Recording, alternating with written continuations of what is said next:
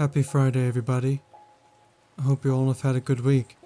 For this afternoon, I wanted to share 3 of the scariest paranormal encounters I could find.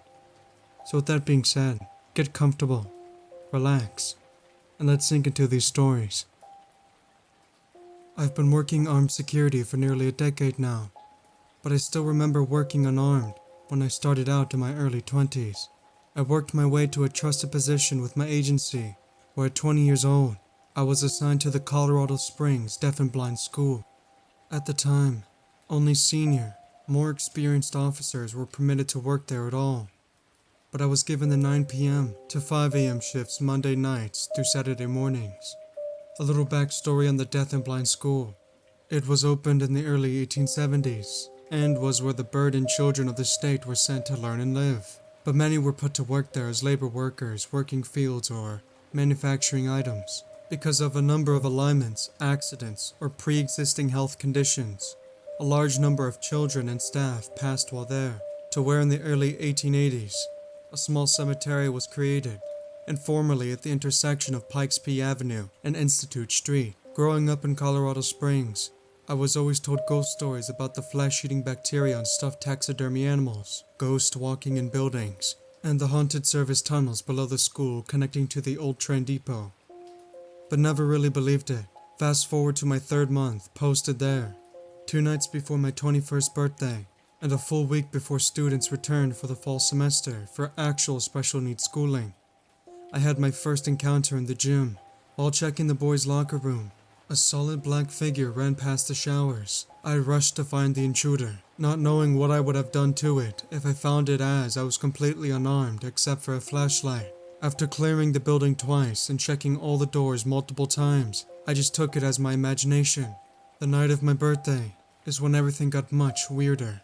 The shift change went as normal, and everything was fine up until my 2:30 a.m. property and building checks. When I went into the house's top floor where the school stores all the spare desks and modern school equipment, it appeared that a person was standing in the back corner near the older stairs. I shouted at the figure and began to charge towards him.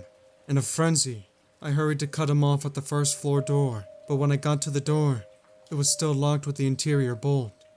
I searched the first floor when I found the doors to the service tunnels opened. On my first day, I was told not to enter in the tunnels alone, as they expanded for miles in a labyrinth.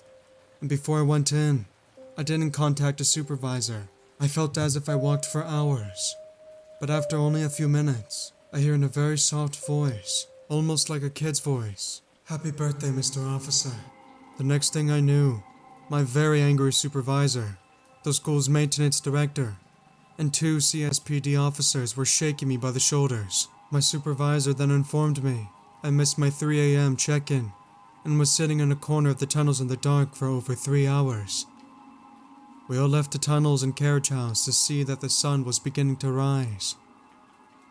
Later that day, my boss reassigned me to a different location after I was cleared from a doctor to work.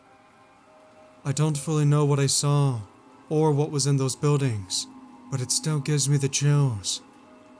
I'll never forget the voice that made me black out for so long. Happy birthday, Mr. Officer.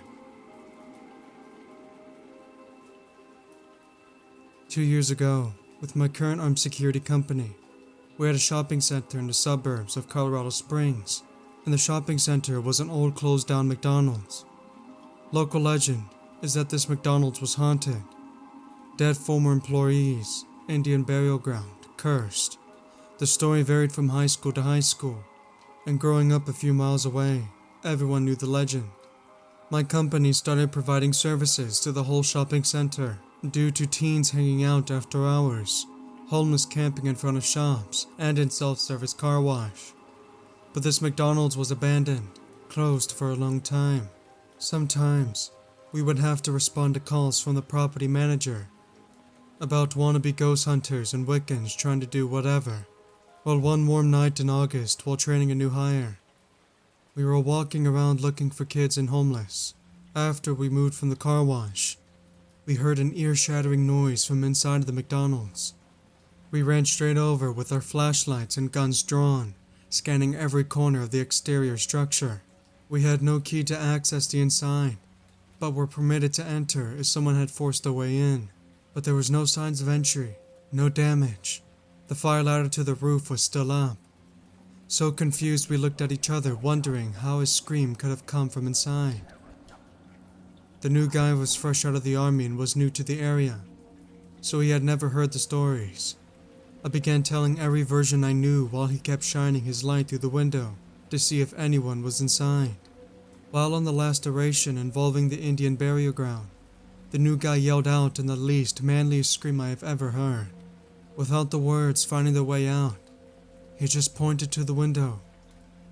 I looked in from where he was standing. Standing in the opposite side of the store from the window stood a shadowy mass, about 6 foot tall, with large wide eyes. It stood there, examining us for a brief moment, then darted into the back kitchen area. I grabbed the new guy by his shirt and I started running to the back door on the opposite side of the building, thinking some prankster would run out. But no, the door was still padlocked from the outside. We called the property manager and CSPD out to search the building. When the property manager arrived and opened the door for the cops to clear the building, the property manager came over and asked, "Saw it, did ya?" The 3 of the CSPD officers came out within a few minutes saying nothing was inside. We got a call screen number for our report and went on to our next patrol property. For the rest of the night, the new guy was very quiet, saying very little, and after his first night solo on patrol, he ended up quitting the next day. No resignation, said very little, and handed over his uniforms and equipment. To this day, I don't know why he quit, and he wouldn't speak to anyone on staff after departing. So I wonder if that figure with the large wide eyes still haunts him to this day.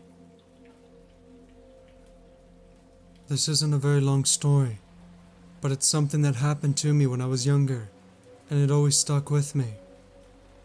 I must have been 8 years old, and my sister would have been around 6. My mom would take us to our grandpa's house very often. Her mother, my grandma, passed away when my mom was only 9 or 10 years old in that house. There was this one time I remember sitting in the living room with my mom, my sister, brother, and my grandpa. My mom and grandpa were chatting while us kids were playing. I had to go to the bathroom really bad, but for some reason, I was afraid to go alone. I asked my mom to take me, but since she was talking to my grandpa, she told me to ask my sister. My sister didn't want to go with me, even though I begged and begged. I finally just decided to go alone. The bathroom was a decent size. You walked in and you would pass a huge sink countertop with a mirror covering the wall, and then the toilet and tub would be at the end. I remember walking in. I can't remember if I closed the door or not, but I probably did. As I walked in, I gave a side-eye glance to the wide mirror and saw my sister walking behind me, smiling. I turned around to yell at her for making me beg so much and saying no just to come after all. But when I turned around, she wasn't there. The bathroom was empty. It was so long ago and I was so little. But I think I even remembered hearing her voice. I couldn't tell you for the life of me what she might have said though. I ran back to the living room to tell my mom what had happened and asked my sister if she had followed me after all. My sister swears, even to this day when I bring it up, that she never followed me into the bathroom. My grandpa doesn't live there anymore, and I don't know if my mom ever believed me. Although she does believe in the paranormal, I don't think my sister did follow me. But if she didn't, what did I see? Hey guys, it's me Lucid. I hope you enjoyed the video. I wanted to thank you all for your amazing support. I wanted to tell you folks that I have a Discord server that you may join. I will leave that in the description below. Also, I have a Patreon open. Any donations received will be used towards the channel, and there will be special perks and such involved later on down the road. But it's completely optional and there's no pressure. But with that being said, I hope you all have a good weekend. And as always, the dark is simply the answer.